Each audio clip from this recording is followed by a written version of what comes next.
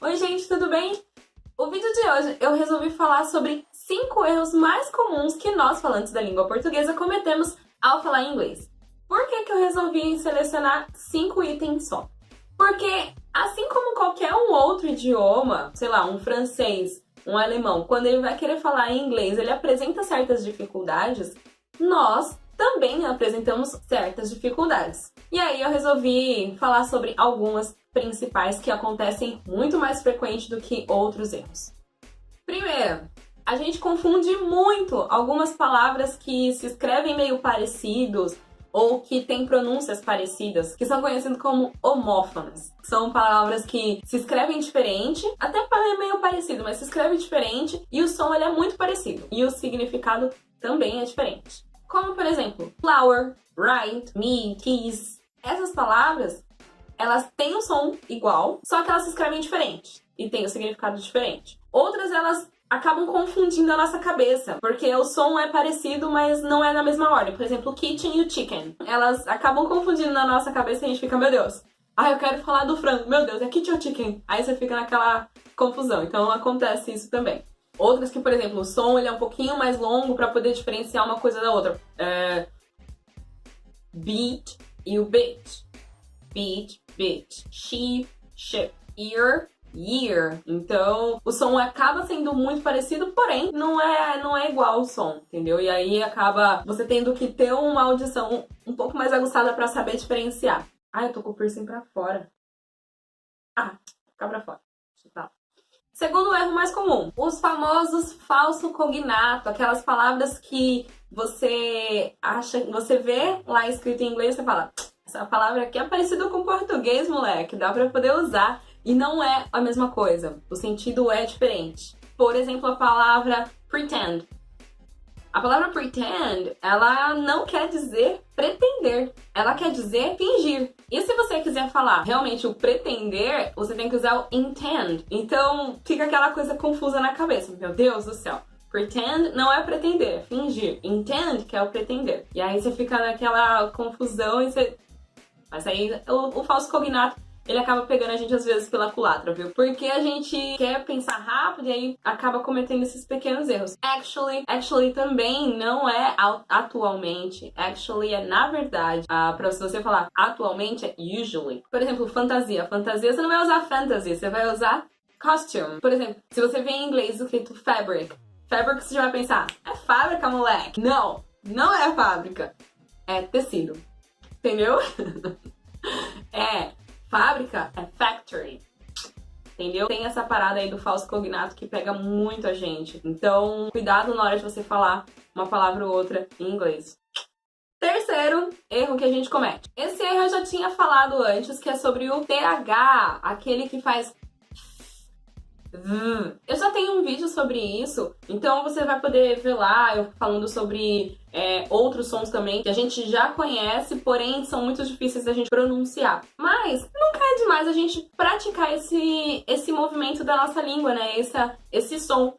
Por quê? Sei lá, se você for falar thank you, ao invés de você falar thank you, você falar thank you, thank significa afundar. Então, tipo, se você falar thank you, você vai estar falando, se afunda.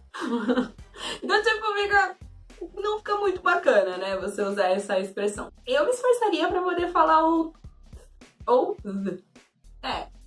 tentaria um pouquinho aí, gente, mas não é difícil, tá bom? É questão de prática. Quarto erro que nós cometemos, uso de preposição. Meu Deus, preposição é envio do mal.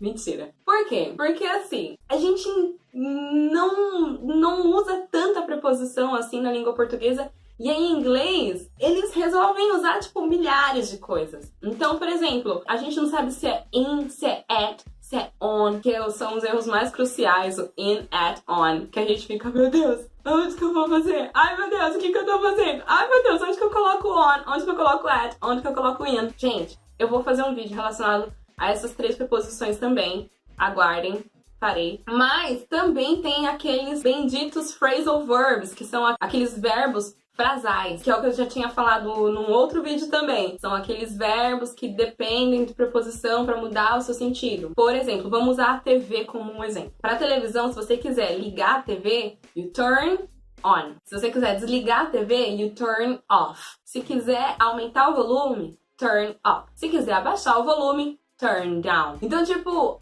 o verbo inicial é o mesmo, turn, mas o que muda são as preposições depois. E aí você fica, o que fazer com isso tudo?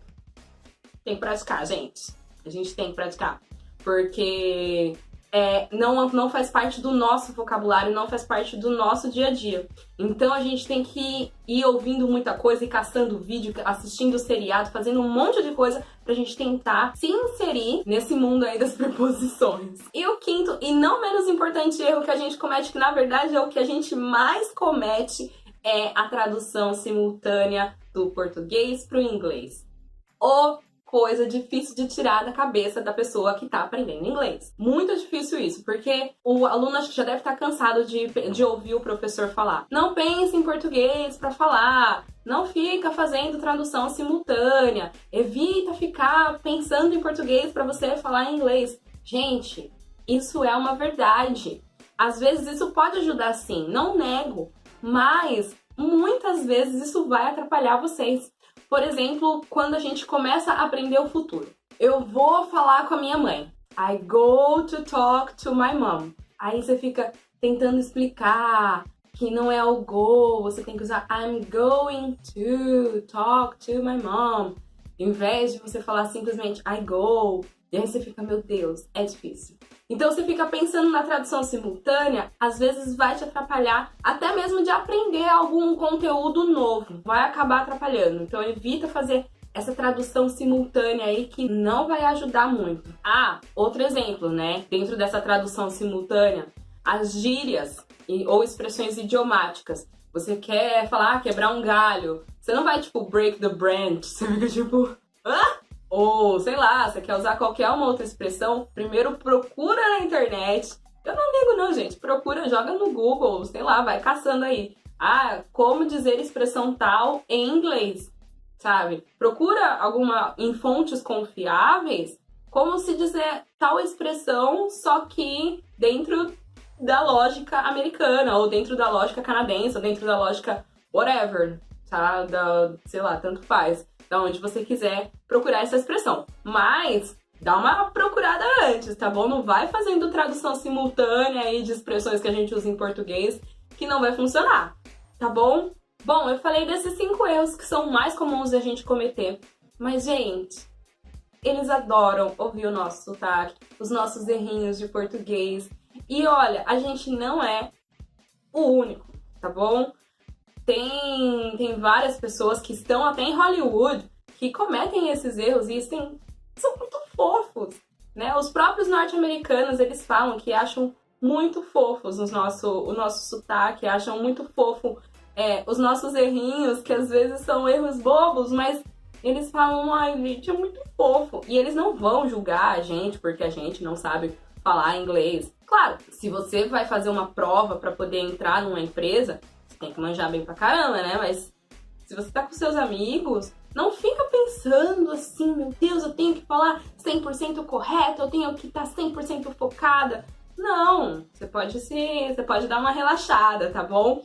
A gente dá essas dicas pra vocês, pra que vocês melhorem, assim, na parte gramatical, né? Pra que vocês realmente, na parte da pronúncia, pra que vocês, numa entrevista de emprego, ou até numa prova de Cambridge ou whatever vocês vão querer fazer, né, para vocês melhorarem. Mas se for uma conversa totalmente informal, gente, norte-americano ou até outro gringo, eles acham muito fofo o nosso sotaque.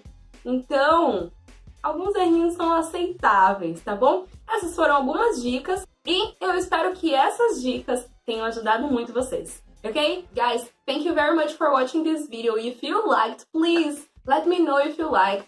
Write down your comments and let me know if you like or not. Okay? Thank you very much. See you in the next video and goodbye! Eu tava com saudades.